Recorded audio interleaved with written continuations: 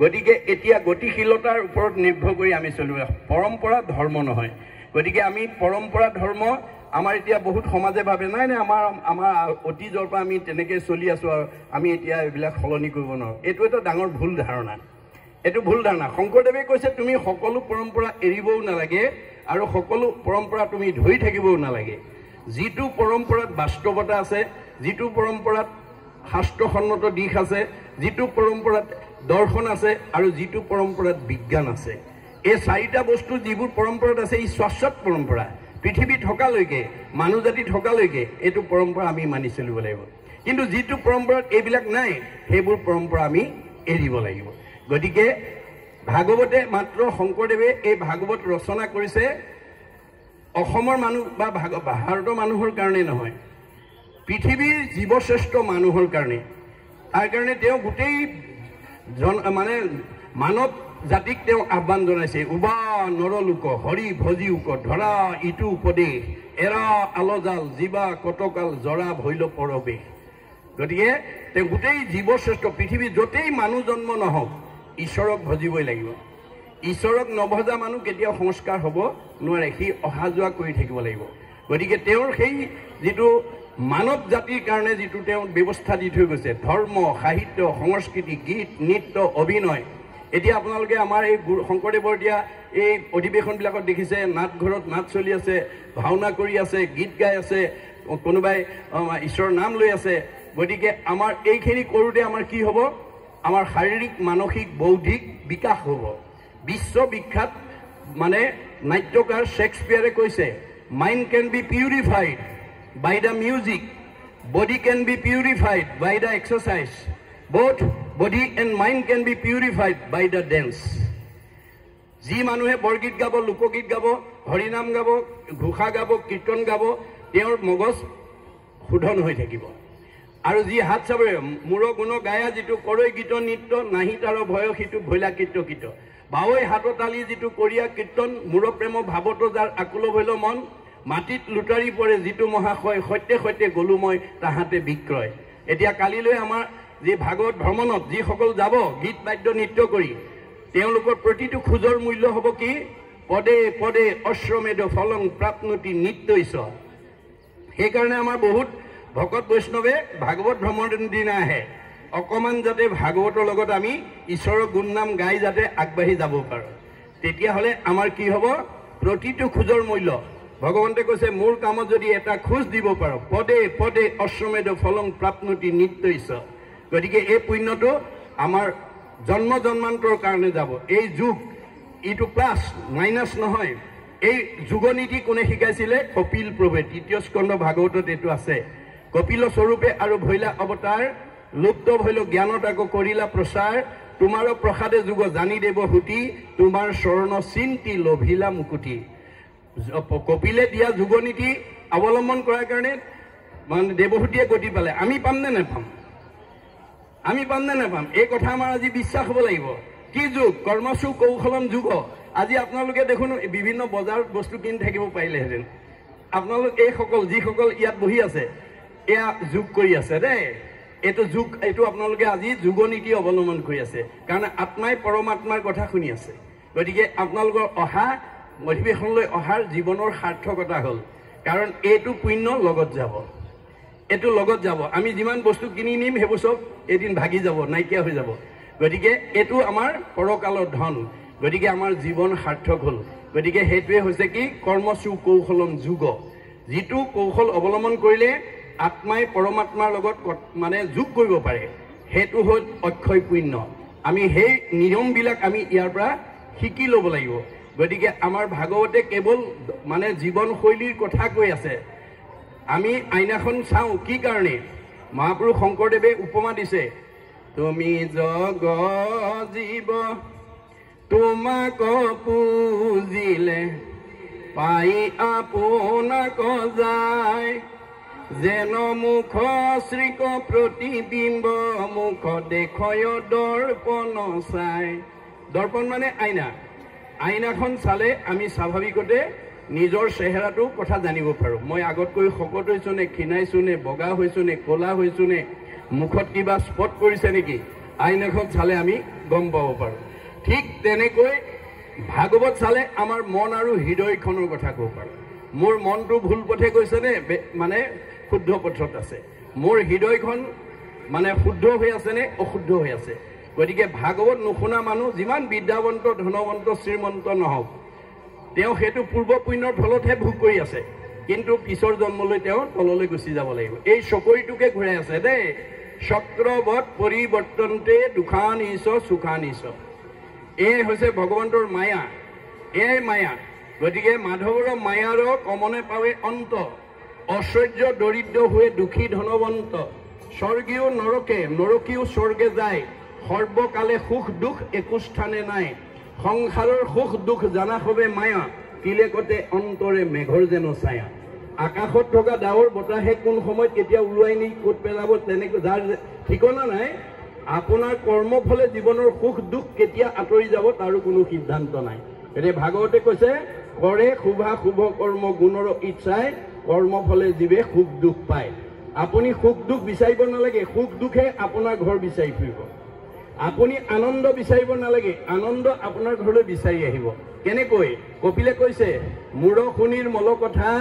কহন্ত শুনন্ত। মা তুমি জানা যদি মোৰ শুনিমল কথা, বন্ধু বান্ধৱ ক'বা,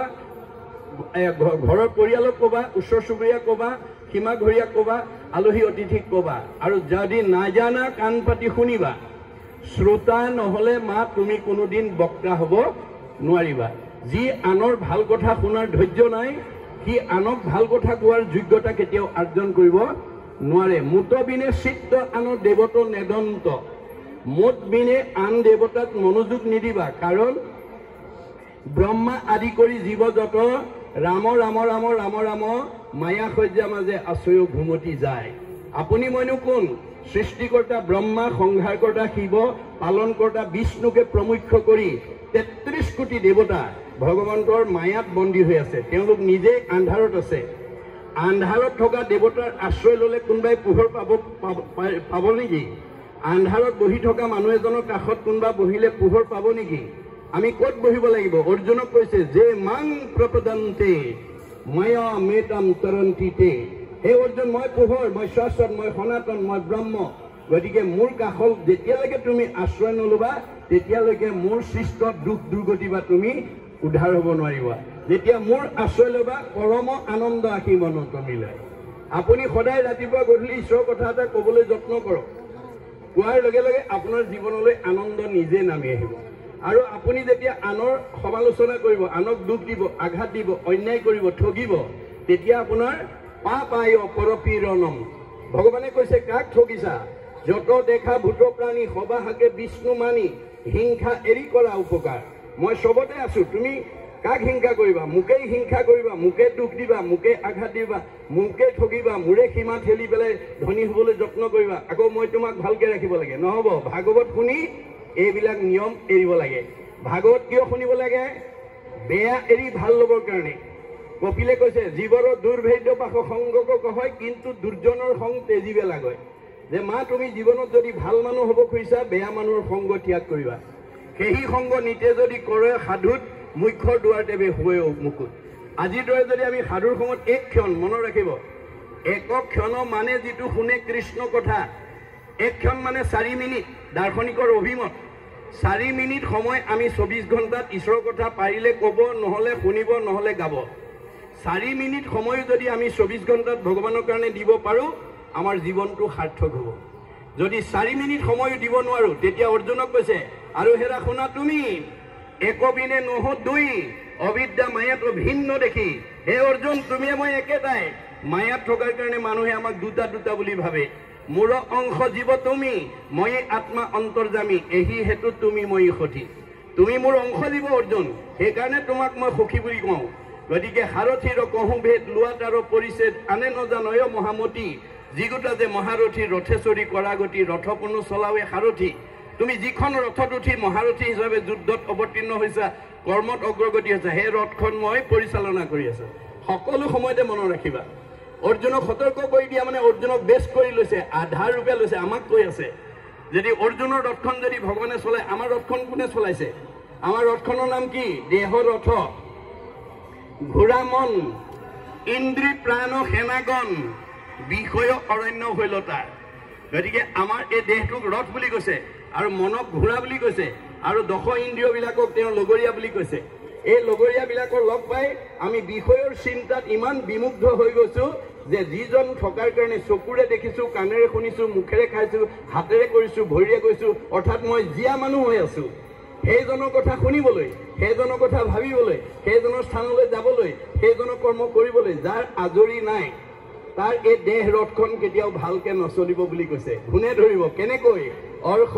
গুল্ম পিত্ৰ কেঁচুমূৰীয়া মূৰৰ বিষ পেটৰ বিষ দাঁতৰ বিষ কঁকাল বিষ ভৰি বিষ কাৰ কি আছে আৰু আপোনাৰ শৰীৰত যদি কিবা বেমাৰে লগ লৈছে তাৰ কাৰণে মনক দায়ী কৰিছে ভাগৱতে মনে পাপ কৰে যায় লাগয় জীৱত শিকাৰণে জীৱে দুখ ভুঞ্জে সংসাৰত আমাৰ মনক সদাচাৰ কৰিব নোৱাৰাৰ কাৰণে দুৰাচাৰ মনৰ কবলত পৰি আজি বহুত উঠি অহা প্ৰজন্মই নাখাবলগীয়া খাইছে নকৰিবলগীয়া কাম কৰিছে নাযাবলগীয়া ঠাইলৈ গৈছে যাৰ কাৰণে তেওঁ ভগৱানে দিয়া 100 বছৰ ভোগ কৰিবলৈ নোপোৱাকৈ আমাৰ মাজৰ পৰা বিদায় লৈছে আমাক সবকে ভগৱন্তই 100 বছৰ দিছে আমাৰ ভাগৱতে কৈছে মনুষ্যৰ আয়ুষত বৰিষ সংখ্যাত ভগৱানে কৈছে মই সবকে 100 বছৰ দিছোঁ কাকো কমাই দিয়া নাই গতিকে তোমালোকে সাধুৰ সংগত গৈ যদি মই গুৰু ৰূপে নিয়ম বান্ধি থৈ আহিছোঁ ভাগৱতত সেই নিয়মখিনি যদি পালন কৰা সদাচাৰ যদি পালন কৰা তোমালোকে মই দিয়াতকৈ আয়ুষ বঢ়াব পাৰিবা আৰু যদি মই দিয়া সদাচাৰ নামানি অনাচাৰ বেভিচাৰ ভ্ৰষ্টাচাৰ হোৱা তেতিয়াহ'লে তোমাৰ আয়ুষ কটা যাব আমাৰ শংকৰদেৱৰ দিনত কেইবাজনো আটা পুৰুষে গুৰুজন শংকৰ মাধৱৰ ওচৰত ভাগৱত ব্যাখ্যা শুনিছিল কিন্তু তেওঁলোকৰ এটা স্বভাৱ আছিল গুৰুতকৈ শিষ্য জ্ঞান খুচৰি খুচৰি লয় জ্ঞান নজনা কথাবিলাক সব শিকি ল'লে আৰু শিকি লোৱাৰ পিছত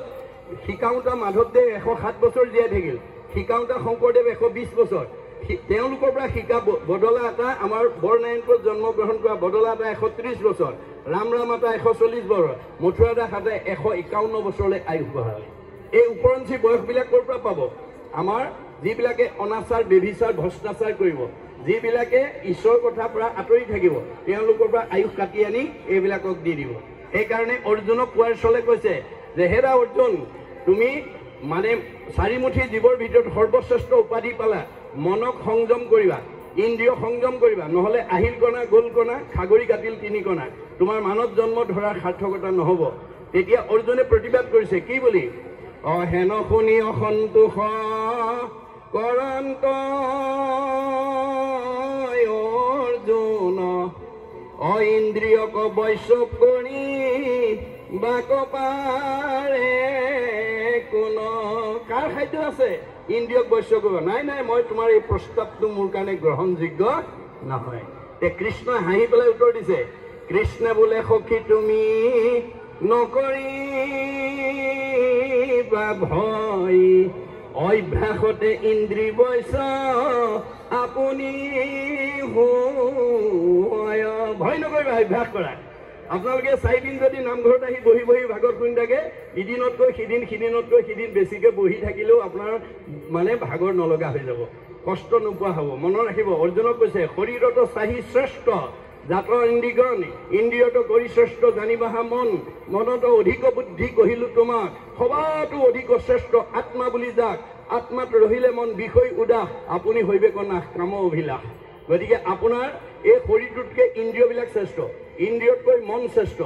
10টা ইন্দ্ৰিয় ভাল থাকিলেও মনে যদি কয় নাই নাই এতিয়া মই নামঘৰত গৈ ভাগৱত নুশুনো মই বজা কৰি থাকিম তেতিয়া আপুনি আহিব নোৱাৰে কিন্তু মনে কোৱাৰ কাৰণে আপোনালোক এইসকল আহি বহি আছে গতিকে মন ইমান চঞ্চল এবাৰ এবাৰ আকৌ আপুনি শিবিৰলৈ মনত কৰিব বা অন্য কামলৈ মনত কৰিব তেতিয়া বুদ্ধিয়ে ক'ব লাগিব এই মন সদায় অধিৱেশনলৈ আহি বস্তু কিনিয়ে আছোঁ সদায় ৰাতিপুৱা শুই উঠাৰ পৰা গধূলা খোৱালৈকে ধন টকা পইচা কথা পাতিয়ে আছোঁ কৰি আছোঁ আজি কিমান ভাগ্যৰ মূৰত সাধুৰ সংগত বহি স্বাদত অমৃত মই পৰম আনন্দ ৰস মানে মানে জন্ম জন্মান্তৰ কাৰণে পুণ্য সঞ্চয় অকণমান সুবিধা পাইছোঁ তই অকণমান সংযম হ এই বুলি বুদ্ধিয়ে যেতিয়া মনটো সংযম কৰি আত্মাত ৰাখি দিব আত্মা ক'ত আছে উদ্ধৱক কৈছে উদ্ধৱ তোমাৰ কাৰণে জীৱনশৈলী যিমানবিলাক ব্যৱস্থা মই চব দি থৈ আহিছোঁ তোমাৰ কাৰণে পুণ্যভূমি সৃষ্টি কৰি থৈ আছোঁ তোমাৰ কাৰণে তীৰ্থস্থান প্ৰতিষ্ঠা কৰি থৈ আছোঁ তোমাৰ কাৰণে সত্ৰ প্ৰতিষ্ঠা কৰি থৈ আছোঁ তোমাৰ কাৰণে বৈকুণ্ঠ প্ৰতিষ্ঠা কৰি থৈ আছোঁ আৰু প্ৰয়াণৰ পিছত মই তোমাৰ মাজতে থাকিম যে নিশ্চয় কৰি কহো শুনা সাৱধানে তুমি ভকত যি স্থানে থাকে সেই পুণ্যভূমি এয়া আমাৰ আজি পুণ্যভূমি 4 দিনত আমি পুণ্যভূমিত বিচৰণ কৰি আছো শ্ৰৱণ কীৰ্তন মোৰ কৰে যত্ৰ যত্ৰ দ্বিতীয় বৈকুণ্ঠ সিটো তাকে বোলে সত্ৰ ভকতে একেলগে বহি য'ত মোৰ কথা শুনিব গাব সেইখনেই দ্বিতীয় বৈকুণ্ঠ সত্ৰ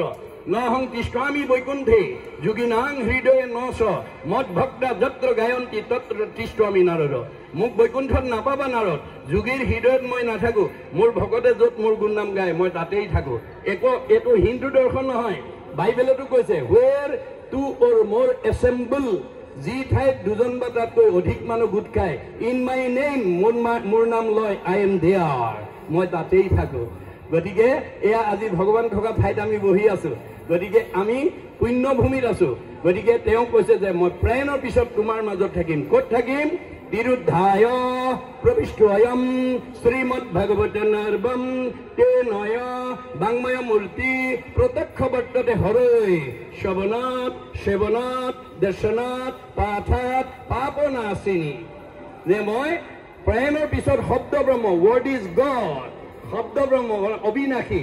বাক্য ব্ৰহ্মৰূপে ভাগৱতত থাকিম সেই ভাগৱত যদি সেৱা কৰিব পাৰা সেই ভাগৱত যদি দৰ্শন কৰিব পাৰা সেই ভাগৱত যদি শ্ৰৱণ কৰিব পাৰা সেই ভাগৱত যদি কীৰ্তন কৰিব পাৰা তোমাৰ সব পাপ নাইকিয়া কৰি দিম পাপ কি বস্তু পাপ আপোনালোকে কাৰোবাক দেখুৱাই দিয়া বস্তু নহয় দাৰ্শনিকৰ অভিমত কুবুদ্ধি অসৎ চিন্তা অসৎ ভাৱনা অসৎ পৰিকল্পনা কুসংস্কাৰ অন্ধবিশ্বাস মনৰ সংকীৰ্ণতা কুপৰম্পৰা এইবিলাক পাপ এই বেয়া ভাৱবিলাক যাৰ অন্তৰত থাকিব তেওঁ ভাৱ চিন্তা কৰ্মবিলাক বেয়া হ'ব গতিকে ভাগৱত শুনি বেয়া এৰি ভাল ল'ব লাগিব সেইকাৰণে দাৰ্শনিক পণ্ডিতে কৈছে bed is bed and good is good do bed never never and do good ever ever বেয়াটো সদায় বেয়া তাক ত্যাগ কৰিব আৰু ভালটো সদায় ভাল আঁকোৱালি ল'ব এই তথ্য এতিয়া ভগৱন্তই আমাক কৈছে হেৰিয়া কোৱাৰ চলেৰে কি বুলি কৈছে যে ভগৱন্ত প্ৰসংগত আনুভৱ স্মৰণৰ ফল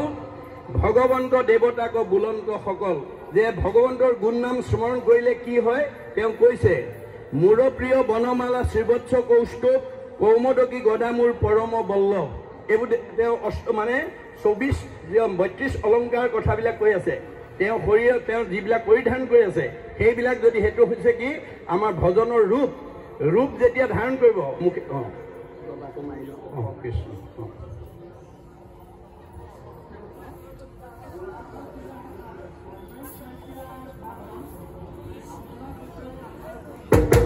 কৃষ্ণ কৃষ্ণ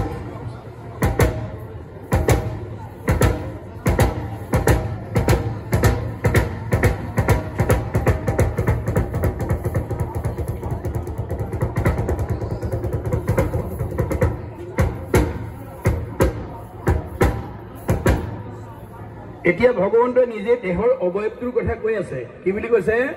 যে কৌমদকী গদা মোৰ পৰম বল্লভ সুদৰ্শন পাঞ্চজন শংখ শ্ৰেষ্ঠতৰ গৰুৰ মুহুৰ জান পক্ষীৰ ঈশ্বৰ মই গৰুৰ জানত উঠি ফুৰো অনন্ত মুহুৰ কলা জগতে বিদিত মোৰ অনন্ত কলা জগতে জানে লক্ষ্মী দেৱী আশ্ৰয় আমাক আশ্ৰয় থাকে নিত মোৰ আশ্ৰয়তে মোৰ শৰীৰতে তেওঁ বামফালে নিতে থাকে ব্ৰহ্মাদেৱ প্ৰহ্লাদ নাৰদদেৱ হৰিষি আৰু স্মৰণৰ স্থান শুনিও হৰিষি এইবিলাক মোৰ কি হৈছে যে এওঁলোক মোৰ লগত থাকে আৰু শুনা মৎস্য কৰ্ম আদি নানা ধৰু অৱতাৰ কৰি আছো কৰ্মচয় ত্ৰিজগতে সাৰ যে ভগৱন্তই কৈছে যে মোৰ কোনো ব্ৰহ্মাক কৈছে সৃষ্টিৰ প্ৰাৰম্ভণিতে হে ব্ৰহ্মা মোৰ জাতিকুল ক'ত দেখিছা মোৰ কোনো জাতিকুল নাই তথাপিতো মই মাছ কাছ গাহৰি হ'ব লাগে মোৰ জাতি কুলকৈত আছে সৃষ্টিকৰ মৎস্য কৰ্ম শুকৰ আদি ধৰু কলেবৰ মই মাছ কাছ গাহৰি হ'ব লাগে স্বভাৱতে অজময়ী জন্ম নাহি যাৰ ভকতৰ ইচ্ছাই মই ধৰু অৱতাৰ ভগৱন্তই মই যুগে যুগে অৱতাৰ হৈ আছে হৈ থাকিব মনত ৰাখিব কথাটো আজি তাৰিখতো আপুনি ভগৱন্তক অৱতাৰ কৰিব পাৰিব আমাৰ ভাগৱতে তাৰ উপায় দিছে কি যদিও ভগৱন্ত অদৃশ্য মানে নিৰ্গুণ নিৰাকাৰ অব্যক্ত ভকতে যেতিয়া নাম লয় ব্যক্ত হৈ যায় ক'ত হ'ব হৃদয়ত য'ত তেওঁ থাকে অব্যক্ত ঈশ্বৰ হৰি জাত পৰে নাহি নাহি